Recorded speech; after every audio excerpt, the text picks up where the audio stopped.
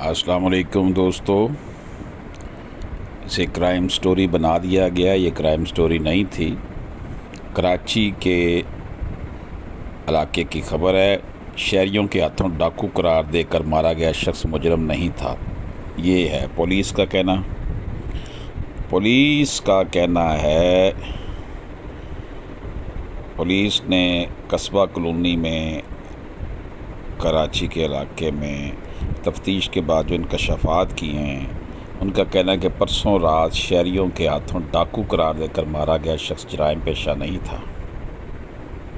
اس کے علاوہ پولیس کا یہ بھی کہنا ہے کہ جن 2 افراد کو تشدد کر کے زخمی کیا وہ بھی جرائم پیشہ نہیں تھے۔ جو انویسٹیگیشن ہے اس کے مطابق تشدد کے شکار افراد کی پہلے تکرار اور پھر جھگڑا ہوا تھا۔ جن سے تکرار اور جھگڑا ہوا انہوں نے لوگوں کو ڈاکو بتا کر تشدد پر اکسایا۔ پولیس کا کہنا ہے کہ موقع سے ملنے والے پستول کے 2 خول فورینسک کے لیے بھجوا دیے ہیں۔ واقعہ کا مقدمہ سرکار کی مدعیت میں مشتعل ہجوم کے خلاف درج کیا ہے۔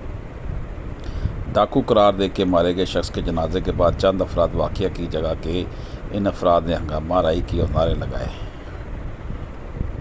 ہنگامہ آرائی اور نعرے لگانے والوں پر فائرنگ سے 2 افراد ہلاک اور 1 زخمی ہوا۔ یہ جناب افسوسناک بات، امن و امان کی صورتحال انتہائی بگڑی ہوئی ہے۔